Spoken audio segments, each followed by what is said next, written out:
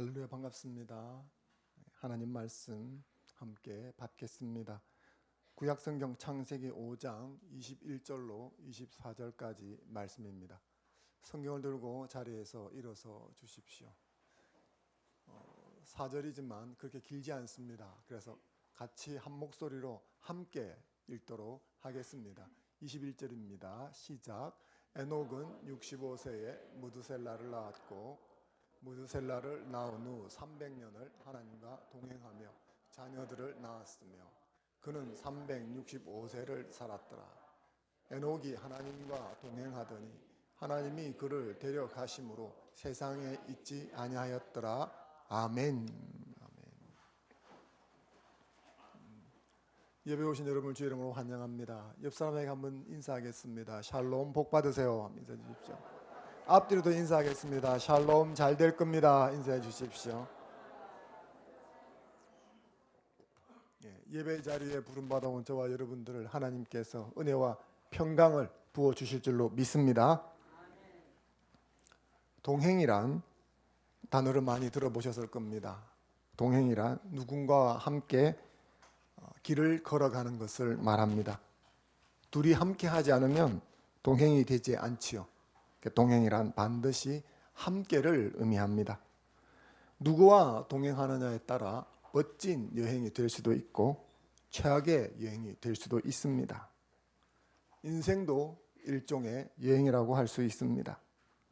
그래서 누구와 동행하느냐에 따라서 멋진 인생이 될 수도 있고 또 그런저런 혹은 최악의 인생이 될 수도 있습니다. 사랑하는 여러분, 지금 여러분들은 누구와 인생을 함께 걸어가고 계십니까? 하나님과 함께 인생을 걸어가는 자 되기를 주의 이름으로 축원합니다. 하나님과 함께 인생을 걸어가는 자는 멋진 인생을 살게 될 줄로 믿습니다. 왜냐하면 하나님보다 더 멋진 동반자가 없기 때문이지요. 오늘은 에녹이라는 사람을 통해서 하나님과 동행하는 삶에 대해서 배워보고자 합니다. 에녹은 하나님과 동행함으로 멋진 인생을 살았던 분이었습니다. 그에 대한 기록은 짧지만 오늘 주신 본문 말씀을 통해서 그가 하나님과 동행했던 삶에 대해서 살펴보기 원합니다. 에녹을 통해서 하나님과 동행하는 것이 무엇인가 좀 더 깊이 살펴보면서 우리가 알아야 할 세 가지 요점에 대해서 배우고자 합니다. 첫 번째로 하나님과 동행한다는 것은 하나님을 기쁘시게 하는 것입니다. 창세기 5장 21절부터 24절까지 에녹 이야기가 등장하고 있는데 이 이야기와 병행구절이 되는 것이 히브리서 11장 5절입니다. 히브리서 11장 5절 말씀을 같이 한번 읽어보겠습니다. 시작. 믿음으로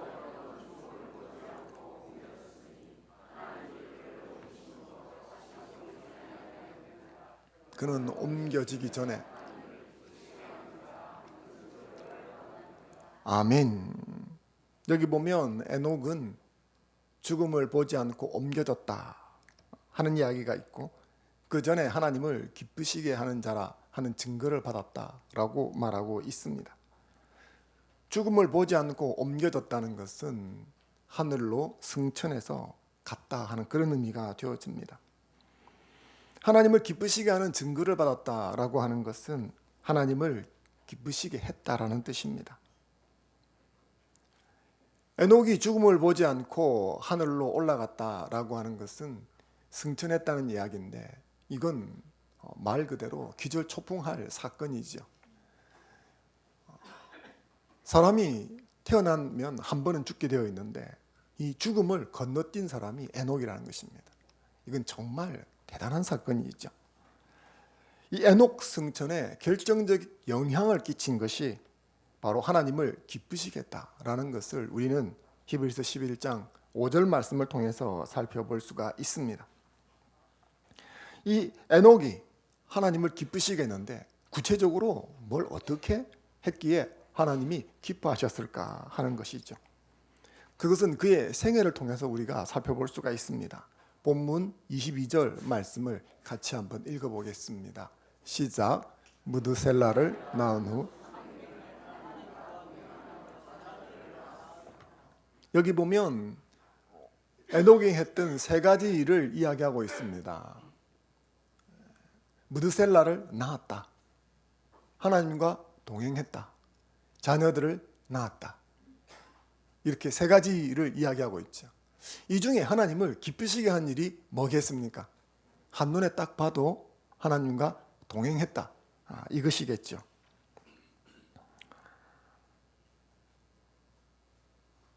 승천에 결정적인 영향을 끼친 것, 하나님과 동행이라는 사실을 쉽게 알 수가 있습니다. 그러면 이런 질문을 해볼 수가 있죠. 하나님과 동행하는 것이 왜 하나님을 기쁘시게 하는 것일까? 여기에 대해서 우리가 명확한 답을 얻으려면 두 개의 성경 구절을 참고해야 합니다. 첫 번째는 히브리서 11장 6절입니다. 같이 한번 읽어보겠습니다. 시작. 믿음이 없이는 하나님을 기쁘시게 못한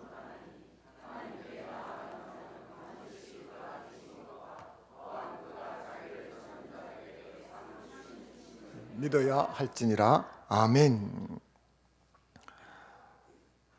히브리서 11장 5절에는 에녹이 하나님을 기쁘시게 했다라고 되어져 있습니다. 그리고 이어지는 6절에 하나님을 기쁘시게 하기 위해서는 믿음이라는 것이 필요하다라고 가르쳐주고 있습니다.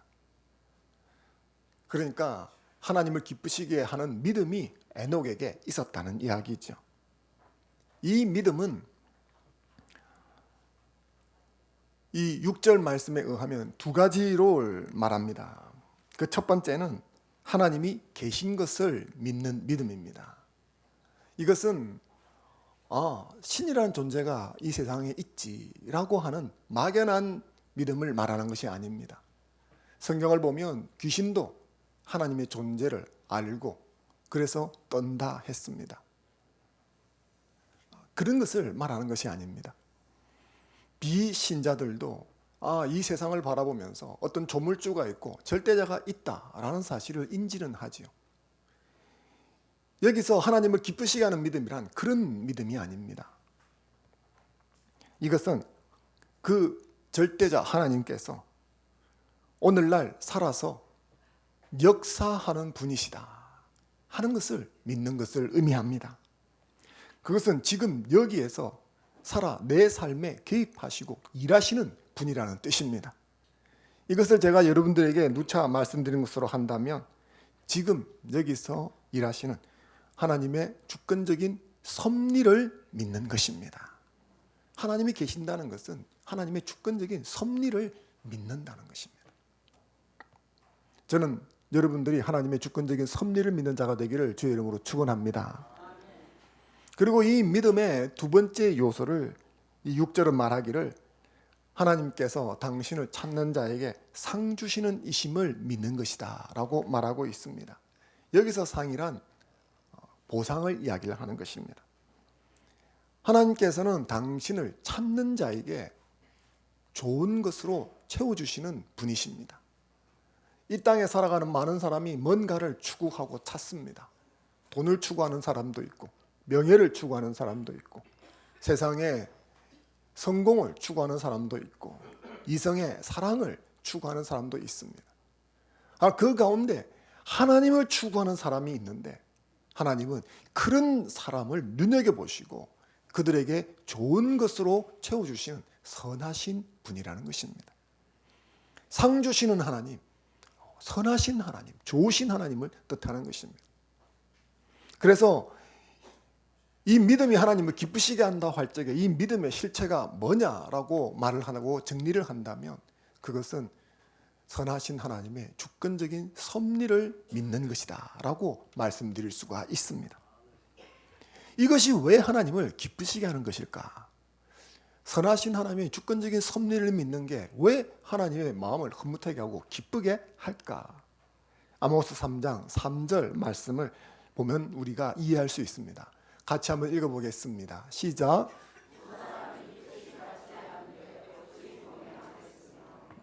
두 사람이 길을 함께 갑니다.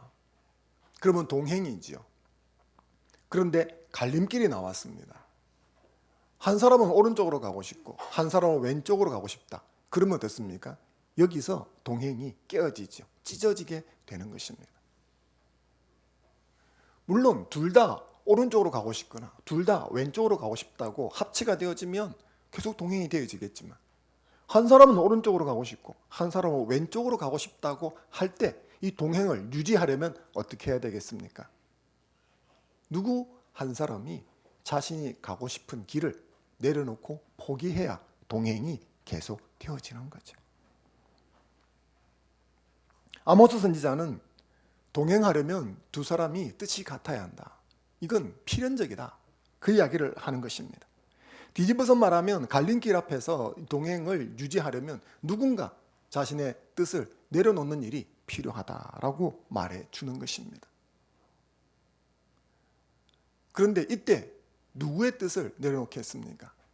한 남자와 한 여자가 서로 사랑을 해서 결혼을 하면 가정을 꾸리면서 남편과 아내가 되면서 한 인생의 동반자가 되어집니다. 그래서 두 사람이 함께 길을 걷는 것이죠. 인생을 함께 설계해 나갑니다. 그러다가 선택의 기로에 서서 남편은 오른쪽으로, 아내는 왼쪽으로 가고 싶어 합니다. 이럴 때는 어떻게 해야 됩니까? 아내가 뜻을 내려놓아야 되죠. 맞습니까? 예. 남편들은 좋아할는지 모르지만 아내들은 정말 안 좋아하죠. 예. 이럴 때는 어떻게 합니까? 둘이 찢고 볶고 싸우다가 찢어지면 안 되고 어떻습니까? 적당히 타협을 해서 온전히 한 사람이 원하는 길로 가든지 그게 아니면 중간 길을 가든지 이렇게 하겠죠. 그러나 그 동행의 대상이 하나님일 때는 어떻게 하는 것일까요? 하나님과 찢고 볶고 싸우다가 중간 길을 가는가요? 아닙니다. 누가복음 9장 23절 말씀을 같이 한번 읽어보겠습니다. 시작. 또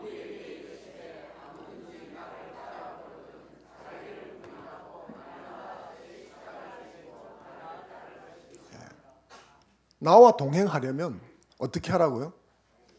자기를 부인하고 내 뜻을 내려놓고 그리고 자기 십자가를 지고 나를 쫓아라. 그래야만 뭐죠? 동행이 유지된다 하는 것입니다. 동행이 유지된다.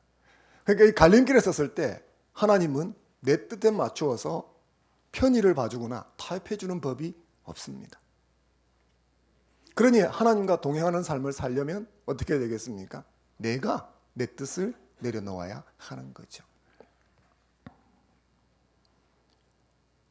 이 두 구절을 살펴보면서 우리는 하나님과 동행이 무엇이며 하나님의 동행이 왜 하나님을 기쁘시게 하는가 하는 것을 이해할 수 있습니다. 하나님과의 동행과 하나님을 기쁘시게 하는 그 사이에 어떤 간극이 있는데 그 간극을 뭐가 메워줍니까? 믿음이 메워주는 것이죠.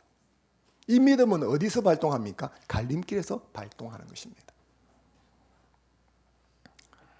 말씀드렸던 대로 히브리서 11장 6절의 이 믿음을 좀 간단하게 정리해 보면 선하신 하나님의 주권적인 섭리를 믿는다는 것입니다. 평소에는 별 상관이 없습니다. 근데 이게 있는 사람과 이 믿음이 없는 사람은 갈림길에서 다르게 행동하는 것이죠. 이 선하신 하나님의 주권적인 섭리를 믿는 믿음을 가진 사람이 갈림길에서 어떤 행동을 할까요?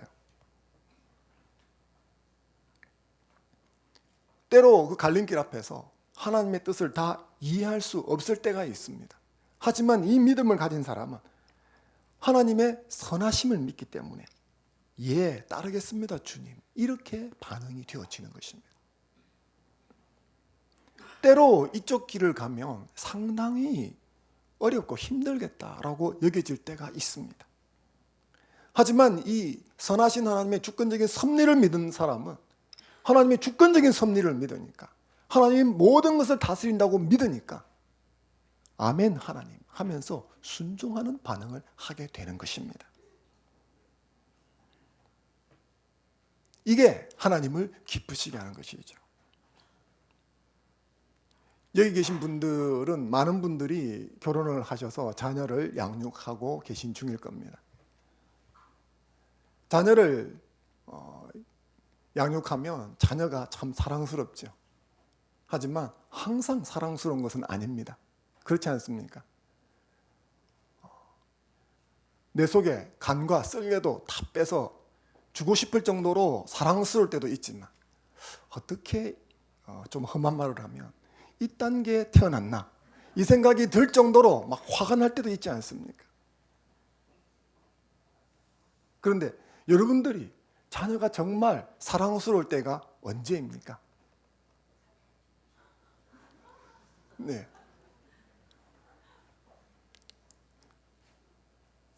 외출하고 돌아왔는데 아이가 설거지를 해놓으면 사랑스러운가요?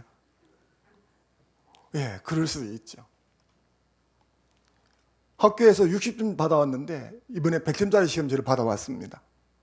그러면 사랑스럽기도 하죠.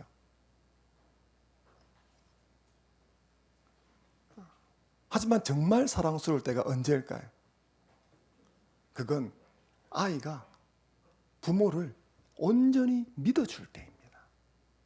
두 눈을 초롱초롱 뜨고 엄마 아빠가 뭐라고 말을 하면 예 알겠습니다.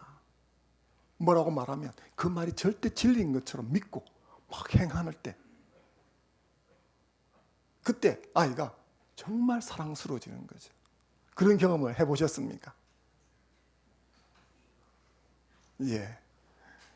우리 아이가 그렇지 않을 때가 많죠. 두 눈 땡그랗게 뜨고 왜요? 하고 막 덤벼들고 그걸 내가 왜 해야 되는데요? 그 엄마가 책임질 거예요? 막 이런 식으로 하기 시작하면 간도 쓸개도 주고 싶다가도 준 것도 뺏어버리고 싶을 때가 있죠.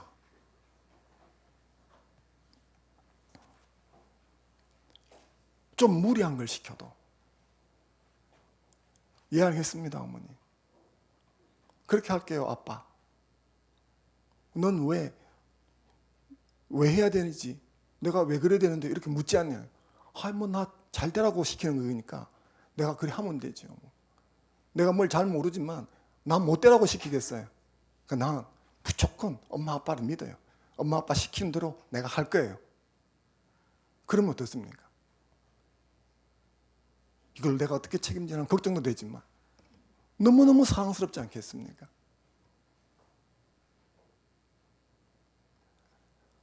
내가 하나님을 믿는다는 것은 그런 것입니다. 눈 땡그랗게 뜨고 하나님 왜요? 내가 왜 그래야 되는데요? 왜 나만 그러는데요? 뭐 이렇게 하지 않고 예 제가 그렇게 하겠습니다. 넌 걱정되지도 않냐? 하나님이 계시고 하나님이 시켰는데요. 뭐. 그런 자를 하나님이 기뻐하시지 않겠습니까?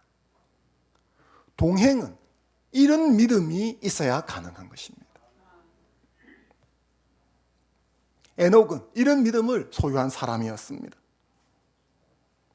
창세기에서는 에녹이 믿음이 있다 이렇게 밝혀주고 있지 않지만 히브리서로 들어오면 그가 이런 믿음이 있었다고 밝혀주고 있습니다. 에녹은 하나님과 함께 길을 걸어가면서 언제나 이렇게 말하는 거죠. 전 항상 하나님을 믿습니다. 그래서 뭐든지 시킨 대로 하겠습니다. 그러니 하나님이 기뻐하시지 않겠습니까? 사랑하는 성도 여러분, 하나님을 기쁘시게 하는 자가 되기를 바랍니다. 하나님을 기쁘시게 하기 위해서 하늘에 별을 따와야 되는 것은 아닙니다. 하나님을 기쁘시게 하기 위해서 저 바다 끝에 가서 인증샷을 찍어와야 되는 것도 아닙니다. 그저 언제 어디서나 하나님과 동행하는 삶을 살면 되는 것입니다. 하나님과 동행함으로 하나님을 기쁘시게 하는 여러분 되시기를 주의 이름으로 축원합니다. 하나님과 동행한다는 두 번째는 이것이 죽음을 이기는 능력이 된다는 것입니다. 하나님과 동행하는 것이 하나님 측면에서 하나님을 기쁘시게 하는 것이라면 에녹 측면에서 사람 측면에서는 그게 뭐겠습니까?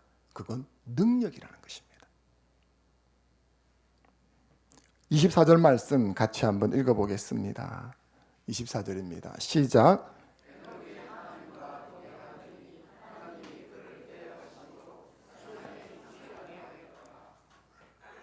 하나님께서 에녹을 데려가셨습니다.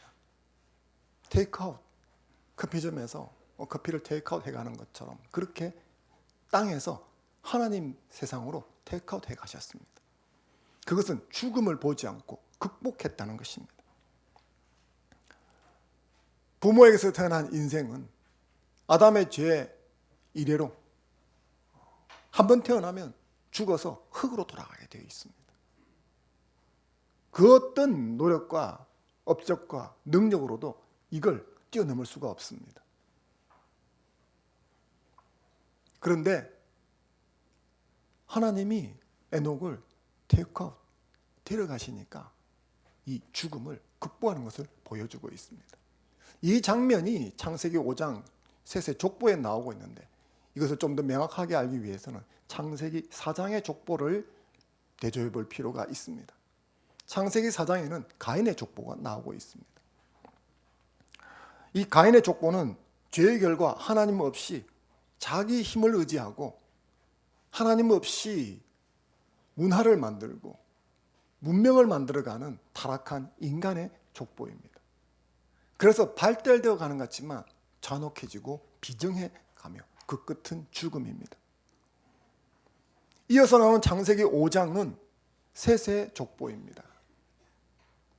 셋의 후예는 가인의 후예와 달리 타락한 세상 가운데서도 하나님의 백성으로 삶을 이어갔던 사람들의 족보입니다. 그래서 이 셋의 족보는 타락한 세상이지만 하나님이 아직도 이 세상을 결코 포기하지 않고 당신의 뜻을 이루어가고 있다는 증거가 되는 것입니다.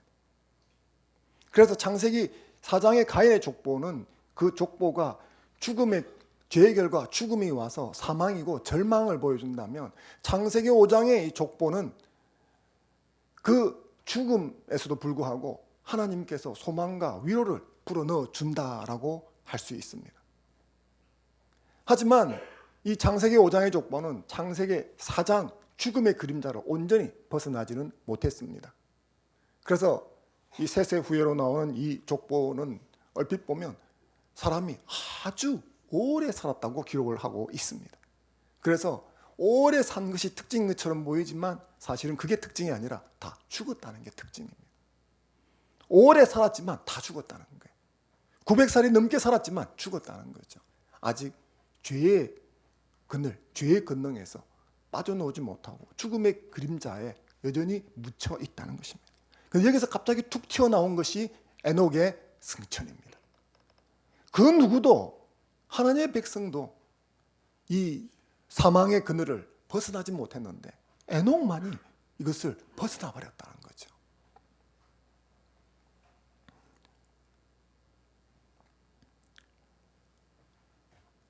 에녹은 죽음을 이기고 극복하는 모습을 보여줍니다. 그래서 이 족보의 위치상으로 볼 때 이 에녹 이야기는 죄와 죽음을 극복하고 영생을 누릴 수 있다라고 하는 소망과 희망을 우리에게 부여해 주는 것입니다. 그리고 이 희망은 예수 그리스도를 통해서 실현이 되었습니다. 저와 여러분은 그 실현된 열매를 누리고 있는 중입니다. 어쨌든 에녹 승천은 죽음을 극복할 수 있는, 죽음이 극복되어진다는 현상을 보여주었는데 그 능력의 원천이 바로 하나님과 동행이다라는 것을 보여주고 있습니다. 하나님과 동행할 적에 죽음의 세력이 극복이 되어지는 것입니다. 죽음의 세력이 극복된다는 것은 그 아류에 있는 것들을 다 극복할 수 있다는 것입니다.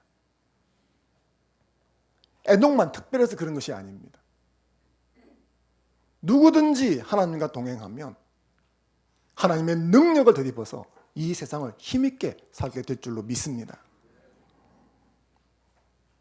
야곱을 한번 생각해 보겠습니다. 홀홀단신으로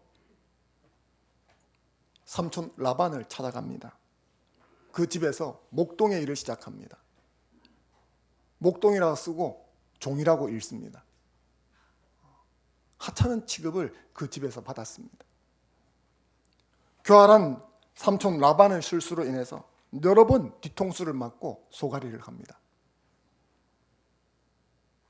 이 교활한 삼촌 때문에 20년 동안 그 집에 있었는데 나올 적에 빈털터리로 나올 것 같았는데 놀랍게도 그는 거부가 되어서 엄청난 부자가 되어서 삼촌 라반의 집에서 나오게 되어집니다. 어떻게 빈손으로 들어갔는데 거부가 되어서 나왔을까요? 머리가 좋았어요. 교활했어요. 노력을 많이 했어요. 뭐 그런저런 이유도 있었겠지만 성경은 가장 결정적인 이유를 그런 것을 꼽지 않습니다. 창세기 28장 15절 말씀을 같이 한번 읽어보겠습니다. 시작. 내가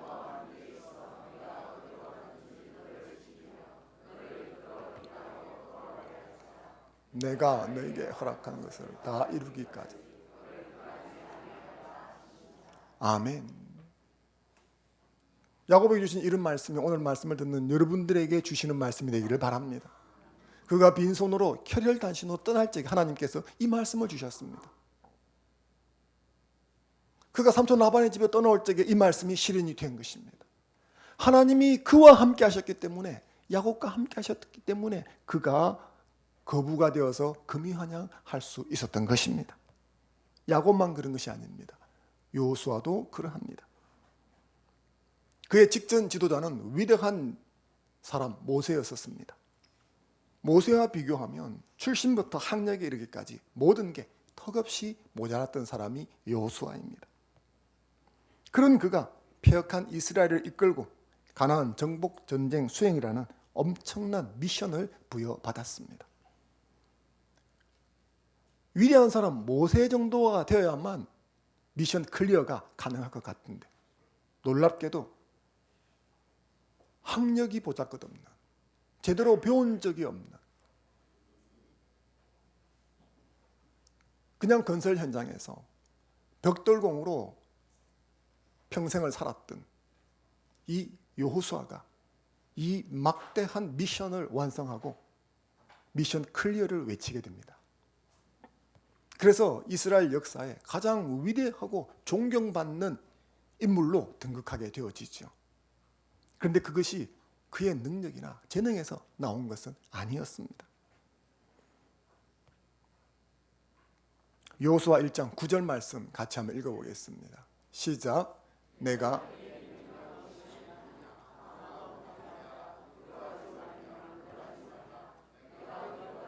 내 하나님 여호와가 너와 함께 하시니라. 아멘.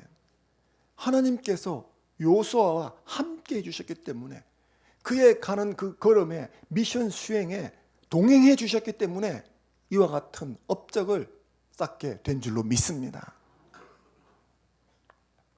하나님께서 오늘 말씀을 듣는 여러분의 삶에 동행해 주시면 놀라운 일이 일어날 줄로 믿습니다. 이것은 다윗을 보아도 마찬가지입니다. 사울 왕과 왕권을 다투었는데 사울 왕과 비교해 볼 때 그는 너무도 열악한 환경 속에 있었습니다. 당시 사울이 왕이었습니다. 권력과 힘과 군대를 몽땅 다 가지고 있었습니다. 반면 다윗은 어렸고 출신이 비천했습니다. 그러니 사울 왕과 다윗이 왕권을 다투면 누가 이기겠습니까? 골리앗과 다윗이 싸우면 당연히 골리앗이 이길 것처럼 생각되는 것처럼 사울 왕이 쉽게 이길 수 있는 게임이었습니다. 하지만 저와 여러분이 익히 아는 대로 이 싸움에서 누가 이깁니까? 다윗이 이겼습니다. 어떻게 가진 것이 없고 쫓겨다니는 다윗이 왕권을 차지하게 되었을까요? 사무엘상 18장 12절 말씀을 같이 한번 읽어보겠습니다. 시작. 여호와께서 사울을 떠나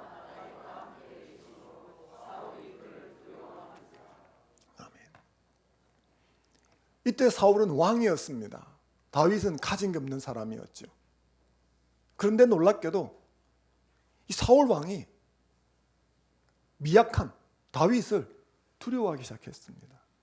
그가 군대를 가지고 있어서 아니었습니다. 하나님이 다윗과 함께 하셨기 때문입니다. 사랑하는 성도 여러분, 저는 오늘 말씀을 듣는 여러분들이 하나님과의 동행이 내게 능력이 되는 경험을 하게 되기를 바랍니다.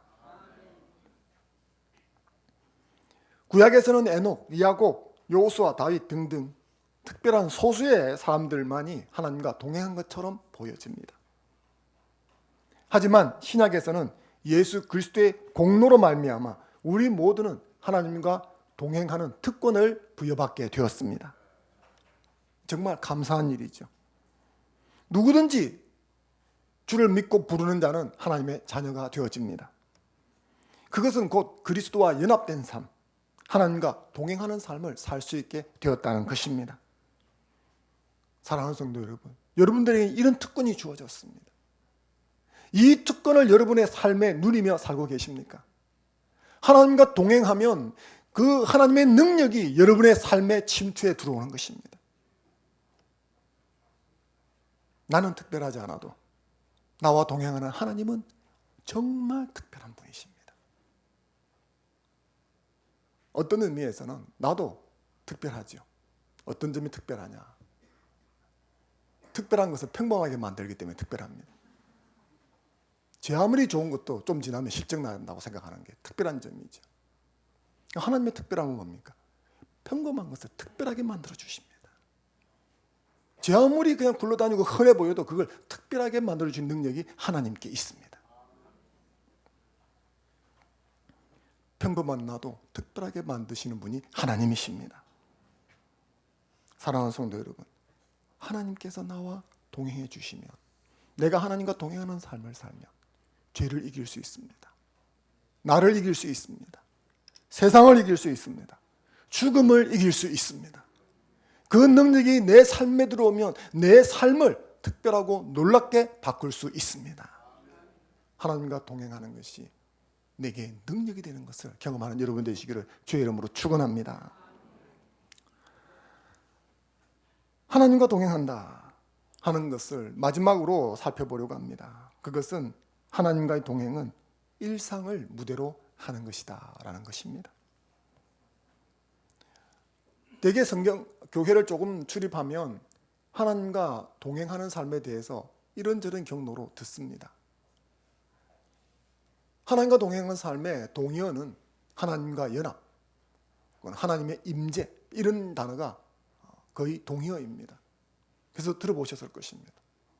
하나님과 동행한다 하는 말을 들었을 적에 여러분들은 어떤 이미지가 떠오르십니까? 저는 수도원, 수도사, 신비함 이런 것들이 떠오릅니다. 제가 교회사를 배웠기 때문에 더 그런지도 모르겠습니다. 중세 교회 역사에서는 하나님과 동행하고 싶어하는 갈망 때문에 수도원이라고 하는 곳에 들어가서 수행하는 사람들이 있었습니다. 하나님은 눈에 보이지 않습니다. 그 영이신 하나님과 연합하는 것을 추구하니까 여기엔 신비로움이 개입을 합니다. 그런데 그런 것들을 더 집중하고 싶기 때문에 사람이 없는 곳을 찾아 들어갑니다. 사막 가운데 들어가서 그런 하나님과의 신비로운 연합을 추구합니다. 그런 사람들을 수사 혹은 수도사라고 부릅니다. 그런 사람들이 한 사람 두 사람 모여서 공동체를 형성했을 때 그것을 수도원이라고 합니다. 세속을 떠나 사막이나 깊은 산골에서 은둔자의 삶을 살면서 하나님과 연합을 추구하고 동행을 하려고 합니다. 그래서 저는 하나님과 동행 그러면 이런 이미지가 떠오릅니다. 하지만 오늘 본문 말씀을 보면 이 이미지는 잘못된 것인 것을 알려줍니다. 본문에 보면 에녹이 하나님과 동행한 곳은 사막처럼 세속을 떠난 어떤 한적한 장소가 아닙니다.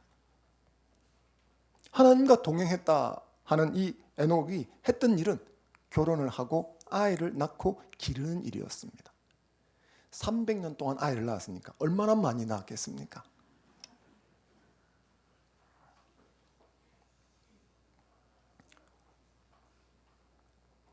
결혼을 하고 아이를 낳아 기르던 곳은 세속을 떠난 수도원이 아니라 세상 한가운데였습니다. 아이를 키워보신 분은 알겠지만 아이를 키우는 것은 정신없는 일입니다. 그렇지 않습니까?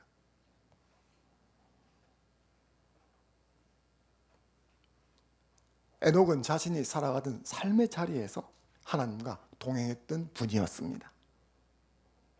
하나님과의 동행은 모든 관계를 다 끊어버리고 인적 없는 곳에 가서 행하는 신비로운 수행이 아닙니다. 나는 하나님과 동행 나한테 요구하지 마세요. 나는 그거 할 수 없어요. 라고 할 적에는 혹시 이런 개념을 가지신 것이 아닌가 한번 생각해 보시기 바랍니다. 하나님과의 동행은 그런 것이 아닙니다. 로마서 12장 1절 말씀 같이 한번 읽어보겠습니다. 시작. 그러므로 형제들아,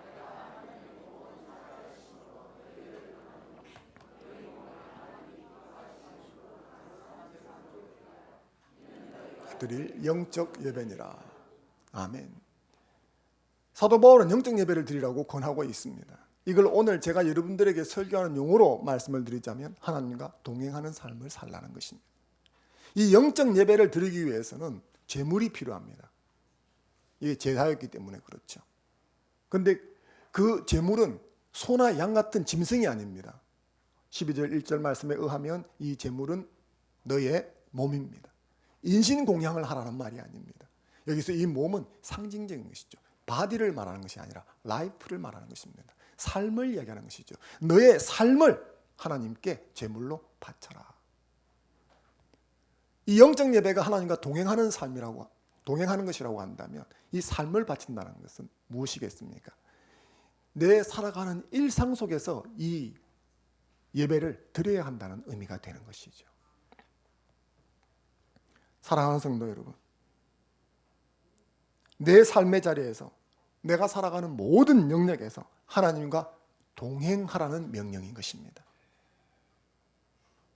여러분, 그렇게 하고 계십니까? 이것을 실천적으로 잘 보여준 인물을 한 사람 꼽는다면 아마 대부분의 사람들은 로렌스 형제를 꼽을 것입니다. 로렌스 형제의 본명은 니콜라 에르망입니다. 1600년 초에 태어나서 정확한 연대가 사람마다 조금씩 다르기 때문에 아마 미상인 것 같습니다. 1691년에 소천하셨습니다. 프랑스에서 태어났습니다. 30년 전쟁을 참전하게 되었는데 거기서 부상을 안게 되어집니다. 다리를 저는 장애를 가지게 되어지고 이 전쟁 참전 후에 깔멜 수도원에 들어가서 평수사의 삶을 시작하게 되어집니다. 그리고 그곳에서 삶을 마칠 때까지 로렌스 형제로 불리게 되어집니다. 로렌스라고 하는 이름은 그가 수사로 들어가서 받았던 이름입니다. 이 로렌스 형제가 유명해진 것은 높은 지위나 역사적으로 큰 업적을 남겨서가 아닙니다.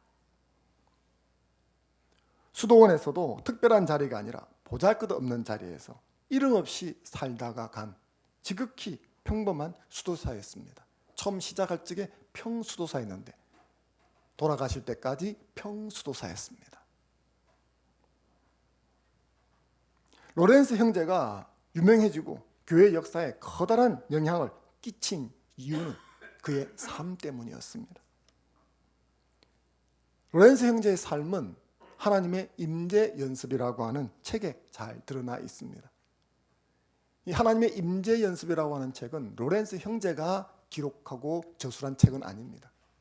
그의 친구 조셉이라는 사람이 있었는데 그가 이 로렌스 형제와 주고받았던 편지, 그리고 했던 대화 내용, 그리고 그가 남긴 말들, 이런 것들을 모아서 편찬한 것입니다.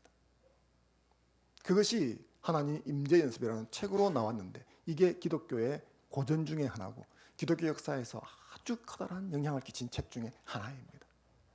아직 혹시 여러분이 이 책을 한번 읽어보지 않으신 분이 있다면 한번 꼭 읽어보라고 추천드리고 싶습니다. 이 책은 많은 신자에게 큰 감동을 준 명작인데 이 책이 오늘날까지도 신자들의 심금을 울리는 이유는 그 책이 수려한 문체로 쓰여져서가 아니라 그의 삶 때문입니다. 이 책에는 그의 삶이 잘 드러나 있는데 자신의 삶의 현장에서 하나님과 동행하는 연습을 얼마나 치열하게 했는가 하는 것을 보여주는 기록이기도 한 것입니다. 이 로렌스 형제의 오록 중에서 유명한 것을 하나 여러분들에게 읽어드리겠습니다. 삶에서 꼭 큰 일만 해야 할 필요는 없다. 나는 프라이팬에 작은 달걀 하나라도 하나님을 사랑하는 마음으로 뒤집는다. 그 일이 다 끝나 더 할 일이 없으면 나는 바닥에 엎드려 하나님을 경배한다. 그리고 나서 일어날 때면 나는 어느 세상 나라 왕들보다 더 큰 만족감을 느낀다. 여러분들은 달걀 후라이를 할 적에 무슨 생각으로 뒤집으십니까? 솔직히 제가 고백하면 저는 탔나 안 탔나 이 생각으로 뒤집습니다. 근데 이 로렌스 형제를 보니까 탔나 안 탔나가 아니라 하나님을 생각함으로 뒤집는다는군요.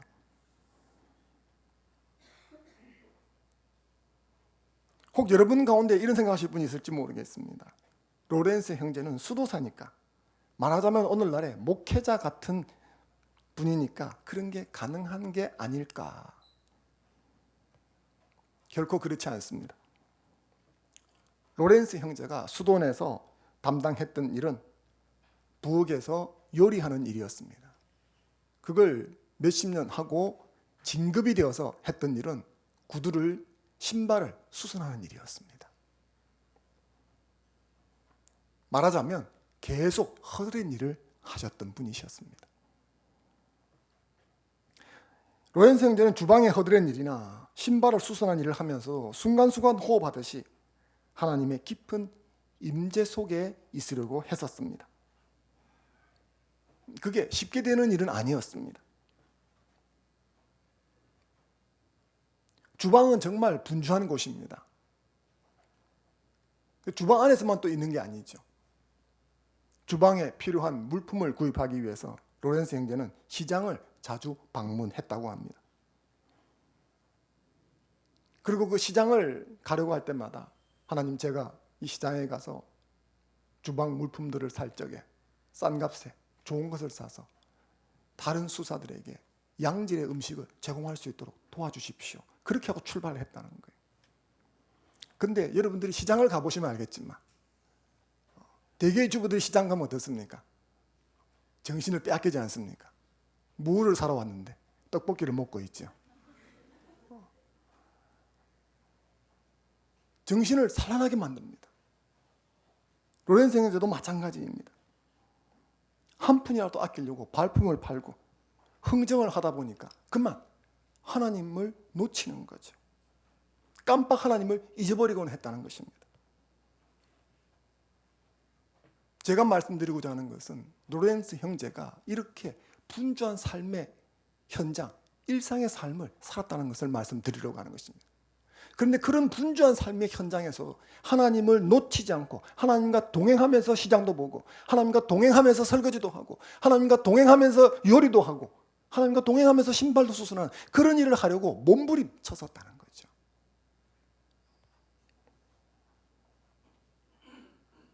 하나님의 임재 연습이라는 이 책은 이런 삶의 한가운데서 하나님과 동행하는 훈련을 해나갔던 우리 같은 평범한 신자의 증언이다, 이렇게 말할 수 있는 것입니다. 사랑하는 성도 여러분, 내 삶의 자리에서 하나님과 동행하기를 힘쓰는 여러분이 되시기를 바랍니다. 결혼을 하고 아이를 낳고 기르는 것은 대부분의 사람이 다 하는 일상적인 일이지 않습니까? 어찌 보면 다람쥐 쳇바퀴 도는 것처럼 지루하고 단순하고 그래서 실증나기 쉬운 일이기도 합니다. 그래서 이런 일을 하는 나는 비루해 보이고 평범해 보이고 못나 보이는 것이죠. 하지만 이런 평범한 일상일지라도 주님과 함께하면 그것이 능력이 되는 줄로 믿습니다. 특별한 날, 특별한 시간에만 주님과 동행하겠다는 생각을 버리시기를 바랍니다. 수도원처럼 특별한 곳에 가야만 하나님과 동행할 수 있는 것이 아닙니다. 교회 부흥회나 특별 집회나 세미나나 기도원 같은 데 가야만 하나님과 동행하는 법을 배우고 동행할 수 있는 것이 아닙니다. 하나님과 동행하는 훈련은 내 삶의 자리에서, 내 일상의 삶에서 행해져야 하는 것인 줄로 믿습니다. 어쩌다 설교에 은혜 받고 말씀 사경회에서 감동받았다고 찔끔 한 번 도전하고 내팽개치는 그런 것이 되어서는 안 되는 것입니다. 에녹은 하나님과 동행을 얼마나 했습니까? 300년을 했습니다. 그러니 여러분들은 최소한 제가 애누리를 해서 30%만 하라고 당부를 드리고 싶습니다. 신자면 최소한 100년은 해야 되지 않겠습니까?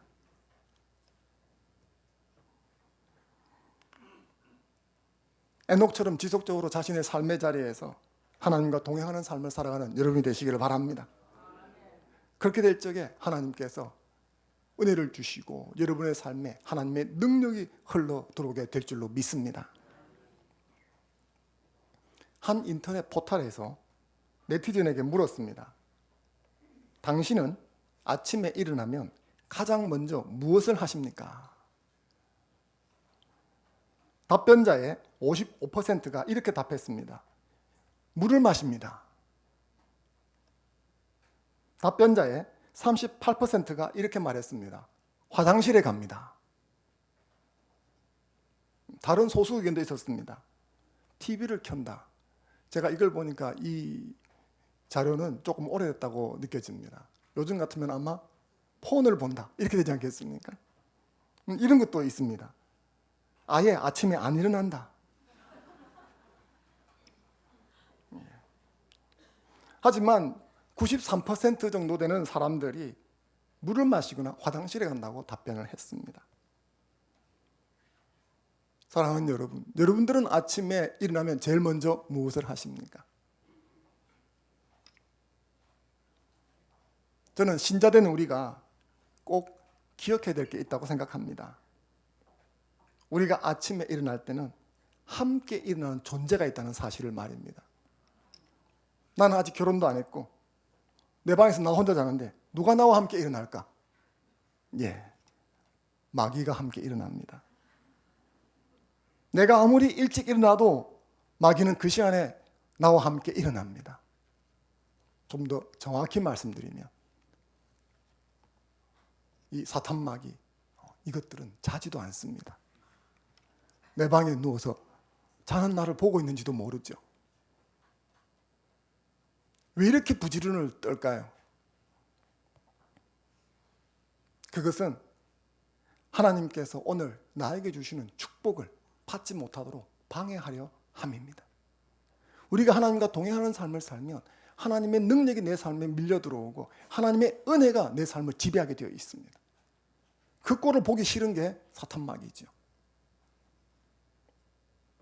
그래서 내 자는 동안에 밤새 작전을 세웠다가 탁 일어나면 뭡니까? 화장실 가라. 물 마셔라. 어제 못 본 폰 체크해라. 뭐 이런 식으로 가르쳐 준다는 거죠. 자, 사랑하는 여러분. 그렇다면 신자된 우리는 아침에 일어나자마자 제일 먼저 무엇을 해야 할까요? 예, 하나님과 동행하는 훈련을 하면서 하루를 시작해야 하는 것입니다. 하나님의 말씀을 열면서 주님과 동행으로 하루를 시작하면 마귀가 저절로 물러갈 줄로 믿습니다. 하나님 앞에 나아가 무릎 기도로 새벽을 깨우면서 하루를 시작한다면 사탄은 꼼짝하지 못할 줄로 믿습니다. 난 그런 거 하는데 잘 안 되더라. 이런 분이 있을 수 있죠. 그건 왜 잘 안 될까요? 어쩌다 해서 그렇습니다. 지속적으로 하셔야 하는 것이죠. 하나님과 동행은 한순간에 되어지는 것이 아닙니다. 에녹이 하나님과 300년 동안 동행했다고 그랬는데 첫 스타트부터 가능했을까요? 아닙니다. 하나님과 동행했다라고 하는 이 히브리어 이 단어는 죄기용법이라는 것이 들어있습니다. 이 단어 자체가. 그 뭐냐면 자기 스스로 자기에게 의지를 써서 뭔가를 한다는 뜻이죠. 에녹은 하나님과 동행하기 위해서 스스로 의지를 써서 그렇게 했다는 거예요. 그러다 보니까 어느 시점쯤 되어지니까 하나님과 동행하는 것이 처음보다는 훨씬 쉬워지고 그 시간도 지속적으로 길어지고 그렇게 되었기 때문에 그것들이 쌓이면서 죽음을 이기고 하나님께서 테이크아웃 해갈 수 있게 되었다는 것입니다. 그러므로 하루 이틀 하면서 결판 내려고 하지 마십시오. 여기 찔끔 저기 찔끔 하면서 조금씩 하면서 뭐가 왜 돼 안 돼? 라고 비교해 보지 마십시오. 이건 하루 이틀에 되는 게 아닙니다. 이건 지속적으로 해야 되어지는 줄로 믿습니다. 하지만 한 가지 분명한 것이 있습니다. 하나님과 동행하는 삶에 도전한다면 여러분은 변화될 것입니다. 나쁜 사람에서 좋은 사람으로 변화되는 것이 아닙니다. 여러분, 여기 계신 여러분들은 좋은 사람이라고 믿습니다. 예수 그리스도를 믿으니까 좋은 분이 맞습니다. 하지만 여러분이 하나님과 동행하는 삶에 도전하게 되어진다면 이미 좋은 사람이지만 놀라운 사람으로 변화될 줄로 믿습니다. 왜냐하면 하나님과 동행하는 사람은 하나님의 놀라운 은혜가 그의 삶에 임하기 때문입니다. 시편 16편 6절 말씀, 8절 말씀 같이 한번 읽어보겠습니다. 읽겠습니다. 시작.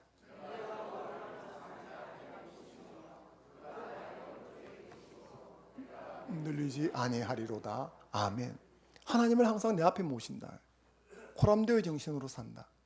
하나님과 동행하는 삶을 산다는 것입니다. 그 사람은 어떻습니까? 하나님이 붙들어 주십니다. 하나님이 붙들어 주신다는 것은 하나님의 은혜가 그를 지배한다는 것입니다. 그에게 필요한 모든 것을 하나님이 채워주신다는 거예요. 하나님과 동행하는 삶을 살 때 하나님의 은혜가 그에게 물밀듯이 밀려오는 것입니다. 그렇게 되어지면 좋은 사람이 놀라운 사람으로 바뀌어지는 것입니다. 저는 오늘 이 말씀을 듣는 화평교 여러분 모두가 좋은 사람에서 놀라운 사람으로 변화되기를 바랍니다. 하나님과 동행함으로 이 변화를 경험하는 여러분 되시기를 주의 이름으로 축원합니다. 잠시 주실 말씀 붙들고 함께 기도하는 시간 갖겠습니다.